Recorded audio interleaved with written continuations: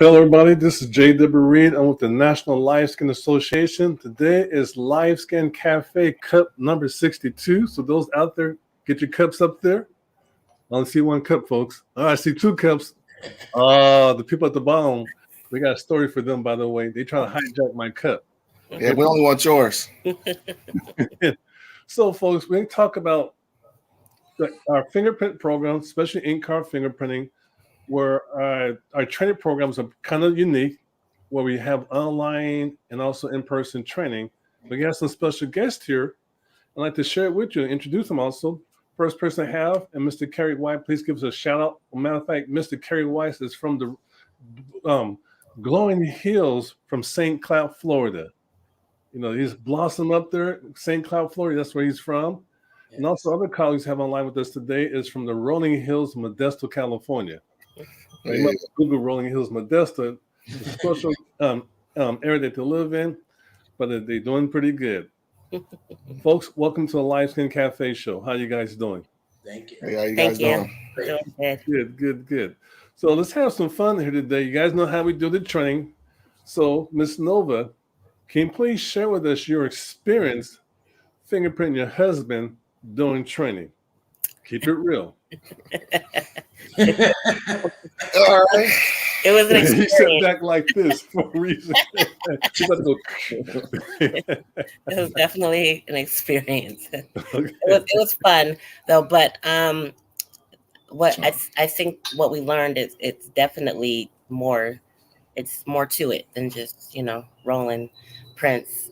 It was more. There was so much going on. I think that it was like trying to focus on just the prints and then focus on the customer, and then John being the customer that he was, taking me through all that. One of our instructors, yep.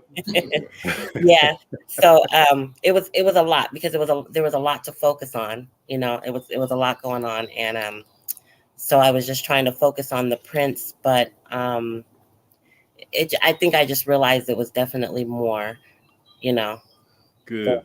Than you would think than just like, fingerprinting, which we knew, from the beginning, but actually doing it and having all that going on, that was, it was hands-on. Definitely hands-on. It's a big difference from the hype you hear in the end and stuff. This was more real world. Yeah. I was going to say, you definitely threw us in there.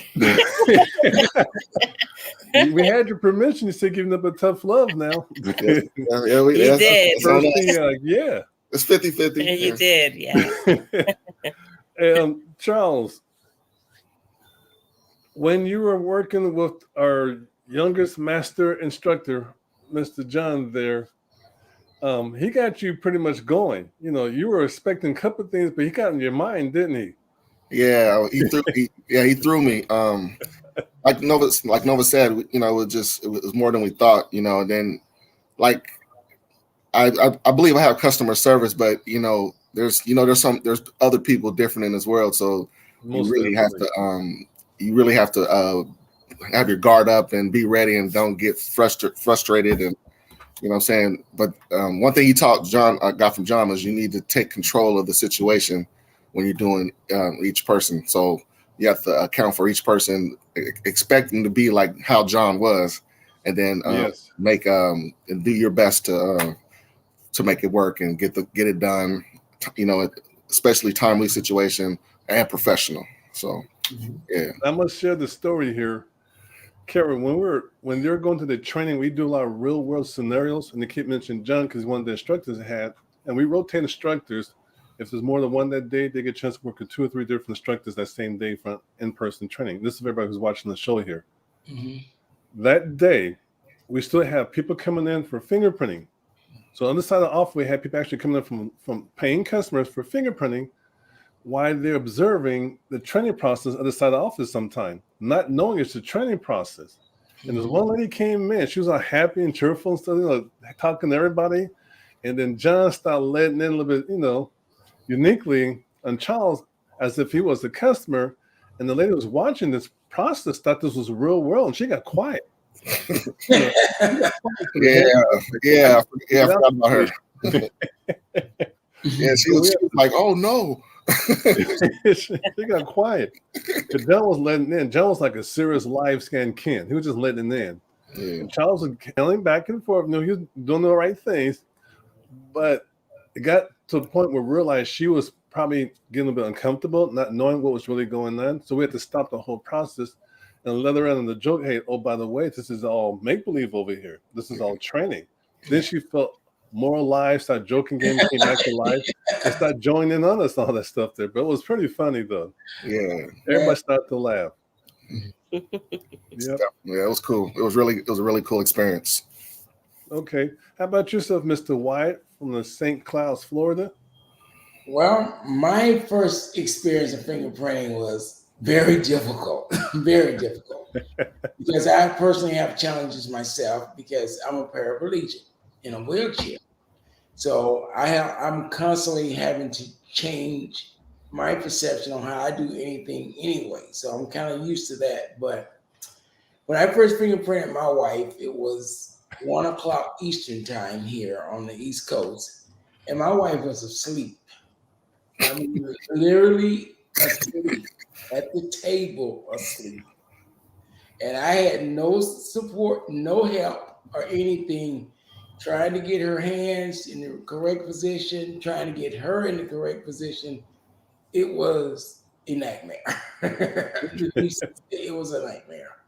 But I was able to successfully get it done, and it taught me, I learned a lot because with the everyday of my life having to change so many different obstacles as I go through the day, there's going to be things that I'm going to have to deal with when I start to deal with normal people, because it's difficult to say, because some people look at people in a wheelchair and they go like, okay, why can he actually do that? And you have to let the person know that you're in control of the situation.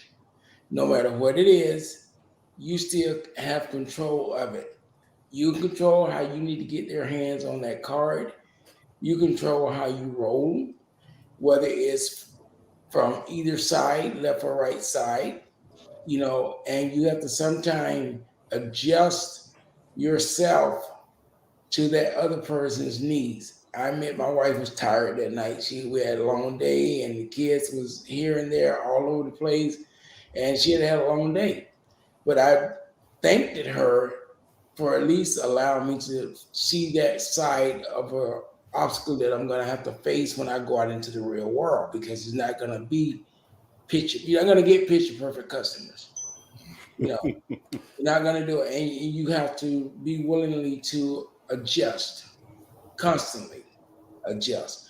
You may have to adjust 10 times, because guess what? You got 10 fingers. And I learned that the hard way. You have to adjust. So that was my biggest obstacle of when I first learned about fingerprinting.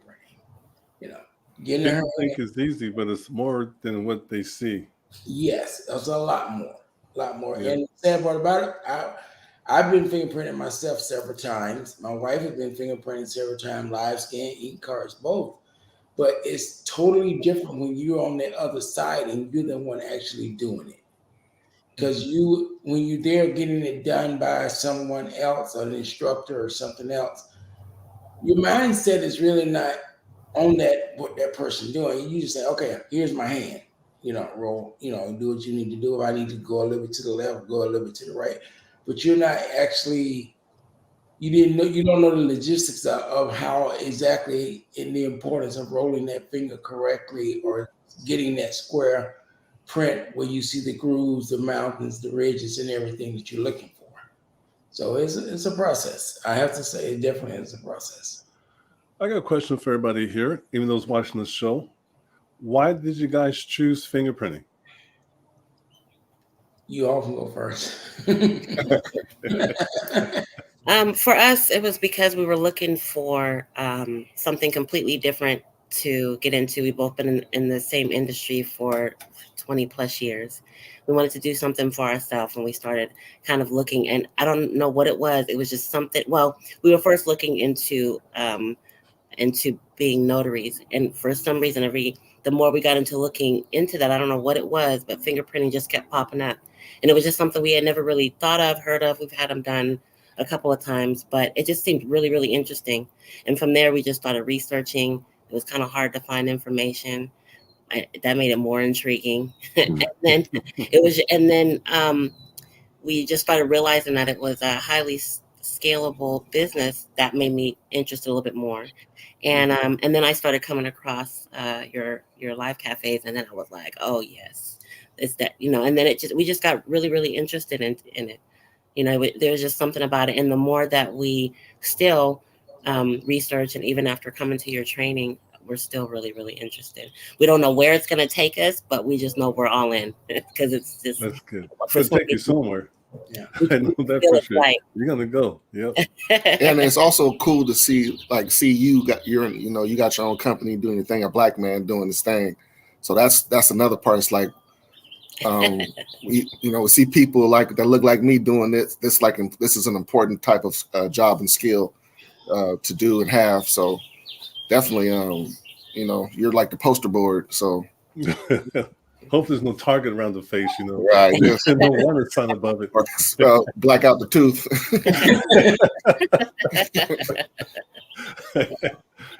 I want to billboard for that one. With the cup. Most wanted with the cup. I had actually retired, and me and my wife, we needed to be fingerprinted. And we realized in our area we live in, I spent 2 hours on the phone trying to find somebody to fingerprint us. And the closest place I could find was, I live in St. Cloud, which is on the outskirts of Orlando, was downtown Orlando. And they couldn't find anyone, and everybody that wanted to do it mobile wanted to charge me an extreme amount of money. And I said, well, you know what? I eventually went to the local sheriff department and had it done. And I went, you know what? This is a business that's in demand. And I decided to come out of retirement, start my own company from the ground up. I went and took notary classes. I became a licensed notary. I took loan signing classes, became a licensed loan signing agent. And I said, well, I need one more thing. I need 3. I figure if I want to create a business, I need to be able to do multiple things within that business, because the more things I can do within that business, the greater income I'm going to bring in, because I'm not going to work for nothing. And that was my ultimate goal. It was basically to have something to do and to generate income and do something that I love to do, which is to be around people. And most of all, I could work on the hours that I choose to work. I didn't want to work. I didn't want to go back to work for nobody. I'm not going to come in your office at 8:30 in the morning. Forget that. My store opens at 10 o'clock. I work till 7. Mm-hmm. Those are the hours that I chose to do so. And sorry, my wife is trying to get in. Tell her we said hello. Put her on. We got a question for her. She's trying. I can't office law. Excuse me 1 second. No worries, dear. No worries. Get you back in a second there. For you guys here, why is he coming back here? You said you found us online. I'm quite sure you saw other folks online with a whole bunch of I'm gonna keep it real, bunch of hype. Why the National LiveScan Association? Why us? What got you guys to realize we are legit? We don't just do hype. Why us? Hey, good morning. This is my wife, Rose. Sorry. It's JW. I'm Charles. And I'm Nova. Oh, he's crying. So why she's online right now, and I could jump in. Why did you guys choose the National LiveScan Association? Despite there's a whole bunch of noise out there, but why us?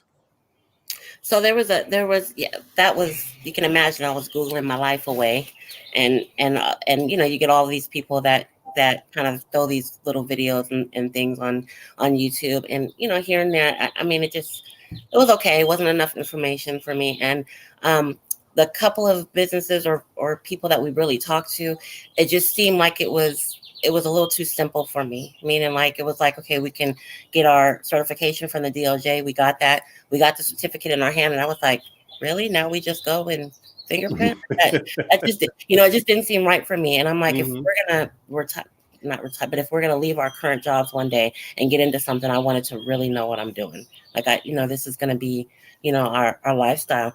And I don't know what. And so the more I YouTube, I realized I seen a couple of your videos, and then I was like, oh, he has like a whole stream, and so that was interesting to me. And when I started watching them and realizing that you had so much information, I think what got me was when I first had my conversation with you. Our whole thing has been to LiveScan fingerprint. That was all that was in our head. That was all that we had heard about. So we're like, okay, we're going to, get the machine. We're going to learn how to fingerprint, and that's what we're going to do. But the first thing that you said to me, which I had never thought, because you said it quite a bit, that many people think that ink fingerprinting is old school and thrown out the wayside. So that was never in my vision. I've always thought of live scanning on a machine. But your first thing is, you said, well, do you drive a stick shift first, or do you drive an automatic? Like, which do you do first? Like, you have to start from the beginning and know what you're doing and know that you can do it and know that you're going to like to do it. You said, my first thing would be to start you with ink fingerprinting so that you know if you really like it. And I told Charles, I was like, that's the first time somebody said that to me. Like, let's start from the beginning. It just made sense. Everybody else was like, yeah, get the machine and we'll have you started, and you'll make $8,000 a month, and that's not our model. Everybody here knows that. Yeah, it just didn't. They were talking money. It just didn't seem right to me. I needed somebody that was going to take us from the beginning, and so that's why I really decided, okay, yeah, these are the people that we want to deal with. So I hope when you came to our corporate office, we were legit. Yeah, absolutely. Yes. The place is nice, man. You see the buildings, and we took an elevator to go up. It wasn't on the side of the road. We had to pay for parking. You still don't pay for parking. You didn't validate or nothing, man. TikTok right next door, so I think we legit there. It was the real deal for sure. Yeah. Well, now I have to go back to Kerry. Let's circle back here now. He talked about his experience. Kerry, can you share with us, Mrs. Wyatt, why did you allow Kerry to work with the National LiveScan Association? Well, to keep him busy. Keep his mind and, just active, and also give him something to do. And also, because it was last year, I saw it on, I think, TikTok and YouTube, and I was like, oh, okay. Because I was gonna, not the live scan, but the notary. I was gonna get it. And I told him about it, and he took it and ran with it, and I'm happy that he did. Keep him busy and give him something to do, because not that he doesn't have a lot to do, but just the fact that sometimes you need some more things to do to keep his mind going on something different than the everyday, I would say, not duties, but just the rut of everyday ins and out of the same monotonous, the house of this. And I don't know if he told you, he's the president of the community and different things. And so it's something different. And I know he loves it. He's going to enjoy it. And he just glows when he talks about it. So, yeah. I saw some videos of somebody getting fingerprinted about 1 a.m. in the morning, and it looked like they were like,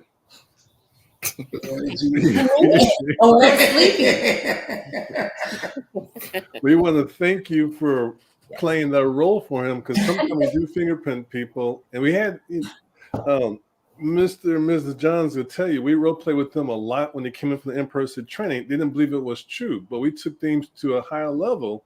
But when I saw the video of Kerry fingerprinting you, and you were really focused during that time, you're distracted doing something else, sleeping, doing something else. He still was able to capture the fingerprints. So that's a real world scenario. When people come to you sometime, for those watching the show, take notes, because this is some free nuggets. You have to make sure the audience stays engaged. And sometimes, like Kerry said early on the show, you have to adjust what you're doing to deal with their needs at that time. So you have to work around the situation at the time to still capture better quality prints. And all you guys display that for the training. All you guys, different things we threw at you, different things you experienced at home with the wife and stuff or with the kids. It happens all the time.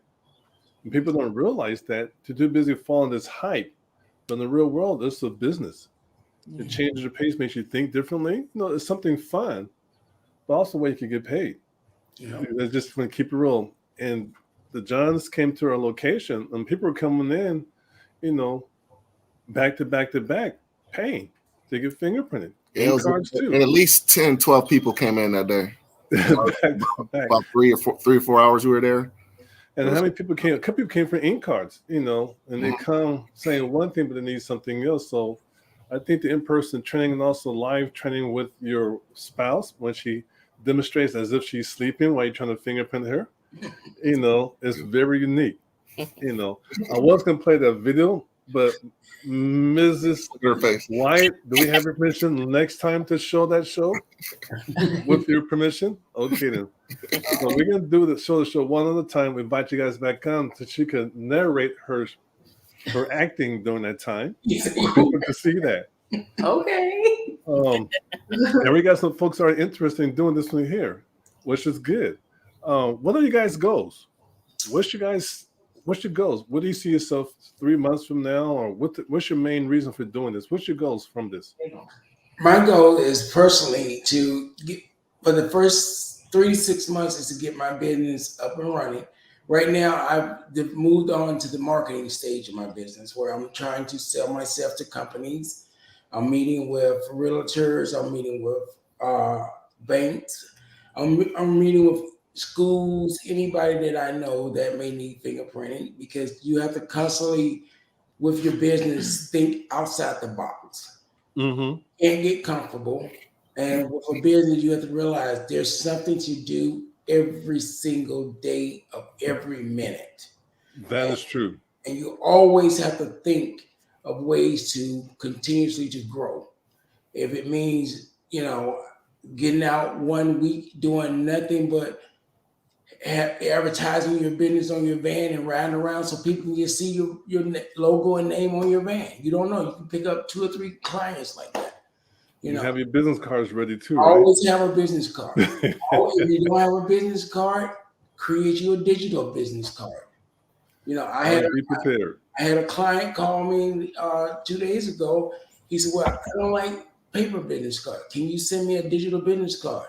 I didn't know how to do it. I immediately figured out in 15 minutes how to create a digital business card. And guess what? He got a digital business card. Then I sent everybody in my contact a digital business card. Everybody. I like that. Some people, I don't care who you are. Send your digital, you know, these are the things that you have to constantly think of when you're starting up.